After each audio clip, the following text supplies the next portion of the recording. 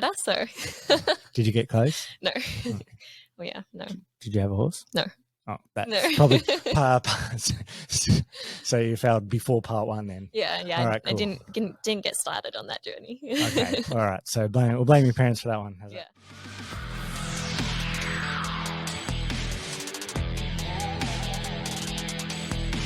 Welcome to XPhys Biz with me, Aaron King, a podcast for exercise physiologists and health professionals wanting to grow and scale in business.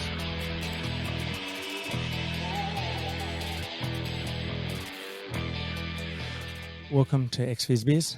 Thanks, Jasmin. I thought it was going to be important to get Jasmin on board today to talk about the student episode. So Jasmin was a student with us earlier this year and is now a fully fledged EP on our team. So I thought who better to speak to about her experience and the good, the bad and the ugly. Obviously ugly about other places, not ours. No, not going to be probably much of that in any place. Thought you're definitely going to be the best person to have a chat to with the most recent experiences on both sides of the fence, so to speak. So welcome. Yeah, thank you for having me. And yeah, I'm interested in telling my experience. And yeah. Sweet. Well, I'm glad that I just said, hey, do you want to be on the podcast? You're like, yep. What are we going to speak about? So that was the same as Jess in our last episode. That was all good to say just yes and sure, because my philosophy is a bit more of it's better to ask for forgiveness and permission, but I shouldn't say that out loud because now that might come back to bite me in the ass, but we'll see what happens. So you did your student placement for your master's degree a little bit earlier in the year, and you went to 3 different places. Not every uni does the same thing, but your uni, it was right at the end of your placement. Yeah. Did you have placement earlier in your degree? So not for our master's degree. We did a placement in our bachelor's degree, and one of those was at a EP clinic. So I had some prior experience to that, but not in as much depth as for our master's degree. Yeah. So did you find that your placement was a lot better, or you got a lot more out of it from your master's degree? Because you do it with your uni, you did it right at the end of your degree. Yeah, for sure, because we had all that knowledge and education prior to coming on placement. So it made it a lot easier to come into placement knowing what we already knew rather than doing it without having that education first. Yeah, look, from my point of view, there is a difference of students that do it earlier in their degree versus later, and it might be a bit of feedback for some of the unis to do it later in the career, the course, because it puts them in better stead, because many of the courses, it may not be a good reflection on the student if they're earlier in the degree and they don't need to be knowledgeable, but I guess their confidence and things like that as well. So I think the version that you did held you in good stead to come out of it with some good knowledge, get a lot out of it, and also you're working with us now, so that's good. Yeah, for sure. So going into a placement, did you get prepped much beforehand of what you were going to experience and what it was going to be like? Yeah, so we had like a kind of a debrief before going into placement. And basically we kind of got told, like, students come into placement, they're not on everyone's priority list. It's like supervisors, they're busy, they have lots of things going on. It's like as a student, we're kind of like at the bottom of the priority list, but we always have to like come prepared, have your own answers to questions if you have, just so we make it easier on our supervisors. Did you feel like you're at the bottom of the priority list for your placements? No, not really. So I was kind of relieved in a sense that, we did get taken care of so much, and we got that support, which was really good, because it was a bit daunting hearing that, like, students aren't always at the top of everyone's priorities. So it worked out good in my sense. Yeah, it's like that's new information to me. I don't know. My student experience was many years ago now, so I've forgotten most of it. Yeah. But also, it's interesting to hear some of these things that you got a better experience than what you thought, probably because you were prepped for the worst by the sounds of it. It was probably a better approach to be prepped for the worst, and it came out better. So your expectations were more than met. Yeah, definitely. What was different to your expectations, or what you thought was going to happen? Did what you think was going to happen happen? Well, for me, I kind of expected supervisors to think that, I should know everything. So I was a bit scared to come in as a student and feel like I didn't know what I was doing. But it was actually the opposite. I felt like a lot of supervisors understood that it's our first placement. We don't always know and have the answers to everything, and we're still learning. So, yeah, that was better than what I expected as well. I still don't have all the answers, Yeah. and I don't know. I feel like I'm just winging life. So the more you know, the less you feel like you know sometimes. Mhm. So yeah, I guess the advice is not to be too concerned that you don't know everything because, of course, you don't. Yeah. And was that what was better? Like, was there anything else that was better than your expectations? Obviously, you mentioned the bar was kind of set low, and your experience was a lot better. Uh-huh. Anything else that was sort of better on your experiences? Obviously, not just here, because here was one of your Mhm. placements. You had some others. Yeah, so at my other placement, I kind of got to be working like a multidisciplinary team. So, instead of just working within the EPs, like at the hospital in the cardiac ward, for example, I got shared around with other professionals. So I got to see a bit of everything else. So, in about how EPs work within a multidisciplinary team. And yeah, that was pretty cool and interesting. Yeah, cool. So, did you know that it was like you could get work out of it, or you could get a job, I guess, out of that? Was that discussed with you? Yeah, so at uni, they did kind of prepare us more private clinic places do offer more, you get more jobs out of private clinics Mm. versus public spaces. So I guess that kind of was always in the back of people's minds when they go into placement, but I honestly wasn't expecting anything. My bar was set low.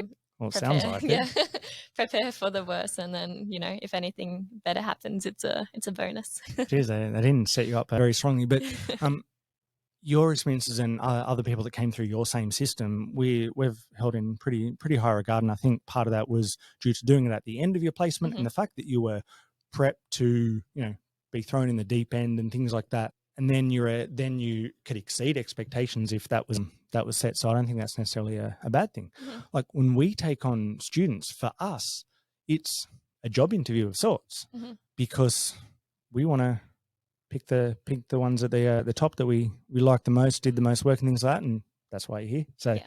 thanks for jumping on board, because it is, especially in the first half of the placement, it's work and takes a lot out of our time and out of Mm. our day to support those students.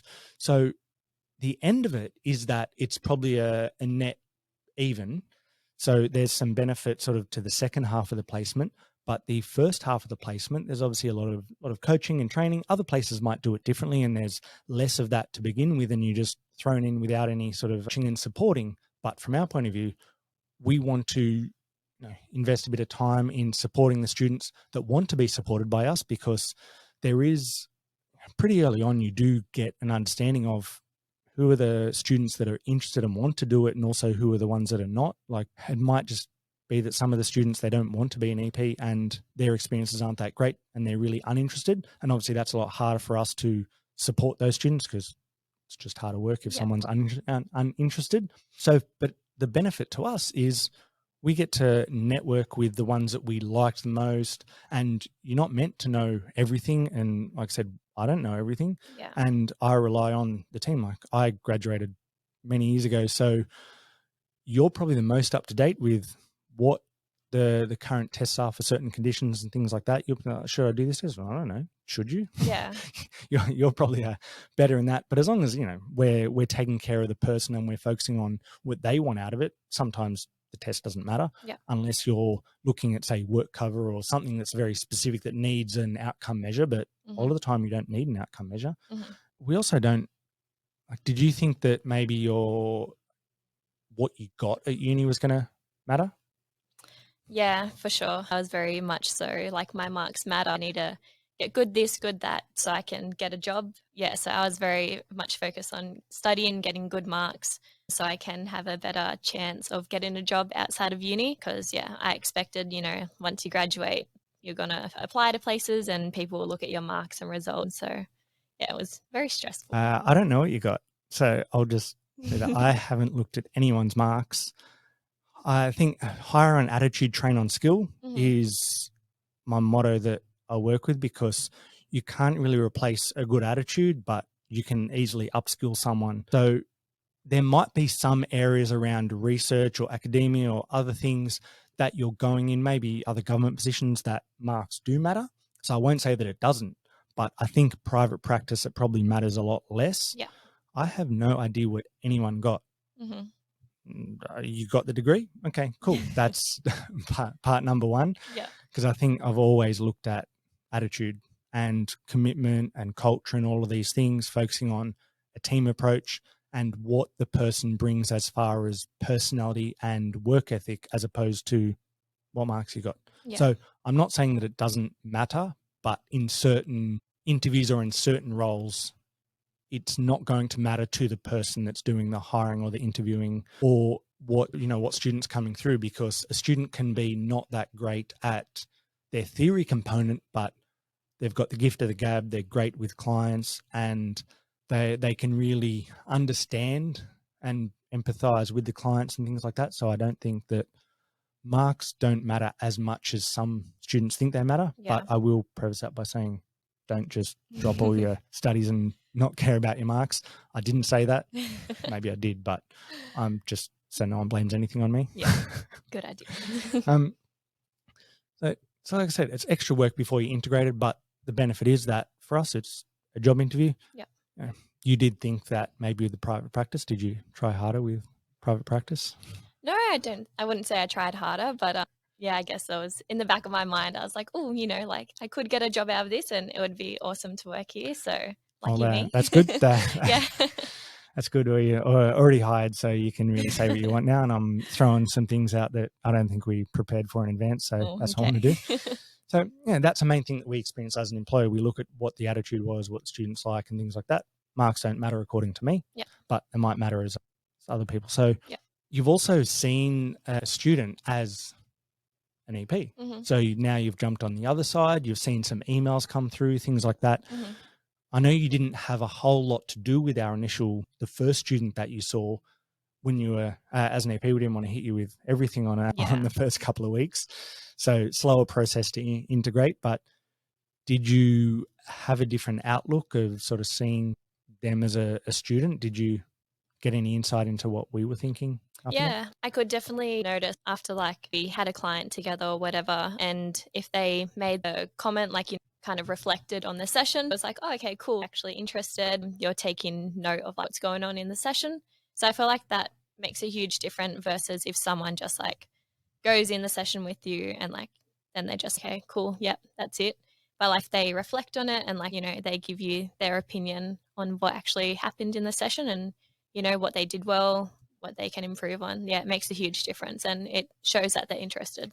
Yeah, so you're able to experience that from both sides. So it was good. And then did you reflect and think, oh, I'm glad I was asking questions and things like that? So because that was one of the things that we noticed on your placement, that you asked a lot of questions and you were interested. Now, I wasn't just the one that was taking on a lot of those questions, but the feedback was that the fact that you're asking questions, or a student is asking questions, it probably matters less whether they're absolutely right or wrong, but it just shows that they're thinking about something logically, and that's important. Hopefully there is a lot of right things that you're thinking. You don't want to be totally wrong about scenarios, but I don't think that people that are up to their masters should be totally wrong about everything. Anyway, so you're able to get some different impressions of what you thought made up a positive student experience as well as a less positive experience. Yeah, for sure.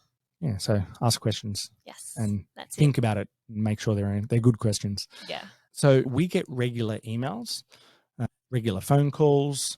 We can only take on as many students as we can take on. So there is a point that we have to say, look, we can't take on any more at the moment. There might be some other places that can take on more, but our goal is to focus on developing and supporting the students. So we take on less students, but more intensive work with them. And there has been some emails, some phone calls that for us give an initial impression of whether it's a positive or negative experience.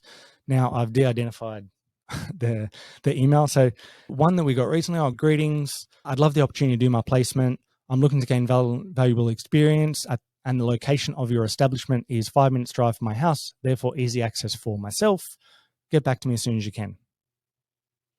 Yeah. Look, when you're contacting supervisors, facilities, clinics, hospitals, whatever it is, they're busy people, and like you said, that you were given the impression that you're not going to be the biggest priority. Yep. So a couple of things stick out on that. Is the biggest point that they identified was that they're 5 minutes away. Yeah, So yeah. It makes it sound like they only want to come here just because it's, close for them. But yeah.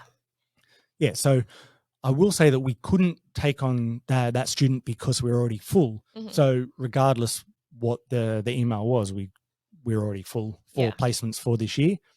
But there's some things in that immediately stood out, like, oh, it's good for myself. It's 5 minutes away. I would like to do it for me. There's all those me, not, oh, look, I'd love to, what can I give you? Because you need to give before you receive. Yeah. Obviously as a student, you're going to receive more than you give, or you should do, because you're still early in your career. But being a supplement and looking at how you can help rather than what you can take would probably be the first way to approach any phone call, any email, things like that. And, being direct and to the point as well, because there have been some other times where we'll reply back and say, oh, I'll ask a question, just no reply after that. Oh, okay. Last question, look, we can't, but, what's the experience with this, that, and the other? And just no reply. Yeah.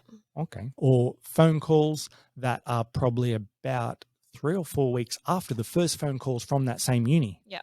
So for us, that tells us that, the ones there are some times where, maybe they've been looking around, they've been really trying, something happened, fell through. So there are those that you can't control, and it's not a reflection on the student. Yeah. But there are other students that won't even look for placement earlier on. And I do think that it would be more beneficial for unis to have links with certain places rather than the students look for it themselves. Like with your uni, we have a direct relationship, and every cohort we get a set amount of students, and that's the relationship. For us, that works better because it's set up. It's also easier for the students. They don't have to ring around, and they're not focusing on trying to battle with 100 different people around 4 different clinics and things like that. So it's not always a reflection on the student. Sometimes, if I'm honest, it's a reflection on the uni not having the good system set up. But if a student is calling 4 or 5 weeks after the initial students, then I do find that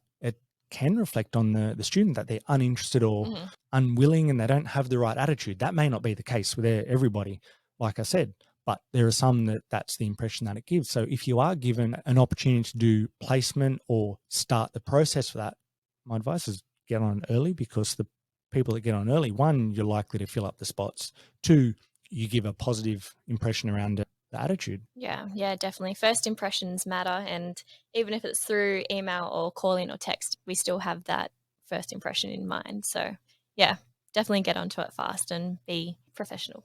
Yeah. So I'm glad that everyone from your uni was on it within the same couple of days. So that was good. Oh, good. But yeah, I think outcomes you look for in students, how we can help, how you can grow, ask questions, and generally seem interested. You have a willing attitude and a collaboration, because I think that's how to get the best out of it. Like, is there anything that you want to add, how you think you got the best out of your placements? Yeah, just like, we've done all the theory side of it, and like, when you compare theory to actually in person, like it's so different. So just like coming in with like an open mind and just being ready to change on the spot. Like you can prepare so much for something, and then when the person walks in, they're completely different to what you expected. So just having that open mind and being ready to do something different that you weren't prepared for. Yeah, I definitely think that's a bigger feature of private practice as well, because sometimes we get a call or we get a booking that you don't know what's coming in. So you've got to have a broad range of skills in your toolbox. And if you don't, that's okay. Yeah. You can find out and get back to them and do some research. So yeah, I think that's an important thing. It's just being open-minded and ready, because not everything's going to be, look, did you, becoming an EP, was there anything that you weren't prepared for or weren't expecting as part of the role? Oh, that's a hard one. I don't know if that was on the list of questions, but here we are. Yeah, I guess just kind of like, I feel like having that rapport with clients is more important than kind of, I don't know. I feel like just building relationships is more important than actually what you're doing with them, because you can write someone the best program in the world, But if they don't do it, if they don't get along with you, if you don't have that connection with them, they're not going to do it. So I feel like, the importance of building rapport with clients is super important. Yeah. That's good. That's something big early on in your career, because that's something that I would have said as well, but it probably took me a lot longer to work that out in my head. So that's probably a reflection on your own self-reflection and good. So that's good. There you go. So I'm glad we asked questions that I weren't on the list of things and just see what happens. Yeah. So I mentioned that placement should be right at the end, and that's part of my example, because supervisors want to be able to hire, so it's better to be ready, and the opportunity might be missed as well if they wait for a year. For example, we had an opportunity coming up straight away, like a month after you graduated, or actually before you graduated formally. But if people are doing it earlier on in that year and they're not in the last bit of placement, they might miss the opportunity as well. So I guess the next bit of advice for the unis is try where possible to put it later in their degree.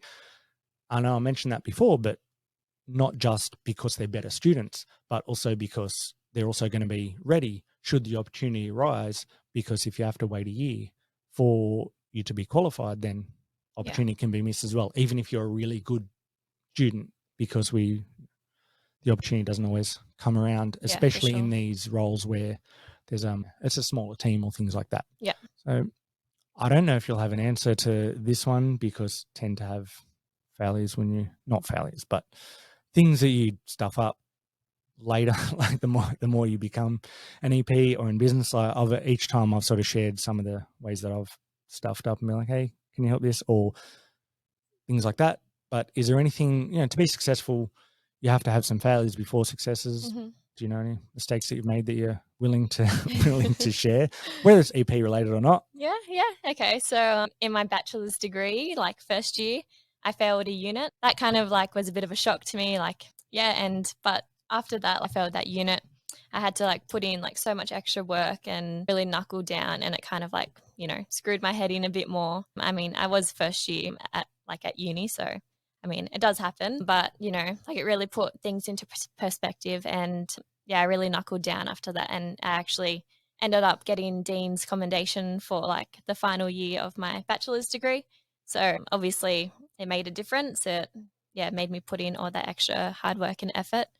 And so I guess that was a failure that turned into a success. And I still, finished at the same time. I just had to put in extra effort and work. Yeah, so I didn't know that as well. That's why I said at the start, like, I don't know what marks anyone got.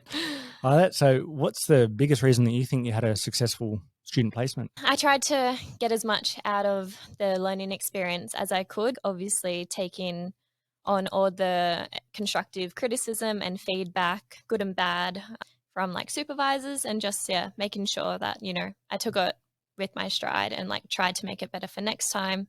And just took every opportunity as a learning experience, and always say yes to everything, even if you're not prepared and you don't actually want to do it. Like just say yes. Yes. We didn't say anything was bad, did we? No. Did we? No, don't think so. I feel like we wouldn't have done that. Constructive criticism. No, I don't think anything's criticism. I don't think any supervisors, not just from us, but other places, go out to provide criticisms. But obviously, if people are taking on that feedback as a criticism, then it's obviously something for the supervisors to consider and look at how they approach things. Because I know that I can be very direct. I did say in the last podcast that some students are coming in and there's a lot of information, but I can be very direct. But just because I get bored after like 2 dot points, so you got to give it to me straight in like 2 bullet points or I'm out. Yeah. So sometimes I just got to manage how things come across as well, because I'm happy for people to be direct to me and just tell me straight out. Yeah. Because I don't want to have time for just the fluff. Just tell me straight. And I probably sometimes do that directly as well, because I forget that other people need information differently to me. Yeah. So is that the advice that you'd give for students on placement, just the same as what you got out of it, or anything else? Yeah, I guess just be confident in all your knowledge that especially if you're doing your placement at the end of your degree. Like you've put in all that work, and like you know your stuff. So just be confident with it. And if you don't know everything, that's okay, but just be confident in what you know. And if you have a question, try and think of your own solution before, asking the question. So then you can show your supervisors that you've thought about it yourself and you've come up with your own solution, even if it's right or wrong. It just shows supervisors that, you're interested and you're thinking about things before just, asking someone. Yeah, it's good. Good advice. Yeah. Wise beyond your years, I think. Oh, thanks. So if you could pick the wisdom of someone dead or alive, who would it be and why? That's a hard one. I feel like wisdom is based off your own kind of personal experience. So They can be alive. Who do you want to mentor you in the world? Could be anyone. or I don't know, probably someone to do with like astronomy and like that type of stuff, like space and I don't know, Galileo. Okay, so if Galileo wants to be on the podcast, let me. How can I contact him? Maybe maybe through an Ouija board. Something. I don't know. So if you weren't an EP, what would you be?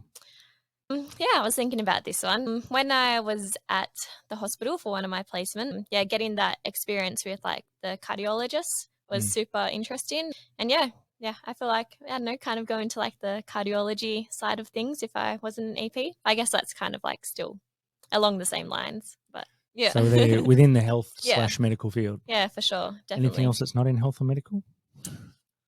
I mean, my childhood dream was to be a horse rider, so. Did you get close? No. Okay. Well, yeah, no. Did you have a horse? No. Oh, that's probably so you failed before part one then. Yeah. All right, cool. I didn't get started on that journey. Okay, all right. So we'll blame your parents for that one. Literally. Will they listen to the podcast? Maybe. Yeah, I'll tell them to. Okay. So sorry. Shout Jasmin's out, Mum and Dad. Nice. All right, cool. So I think we've had a good chat there. There's been some real nuggets of wisdom that we've got out of today, and it's a really important chat for students and also supervisors of what to look out for, what to not, and what to do and what not to do, and bit in between. Awesome. Well, thank you for having me. No worries. Thank you.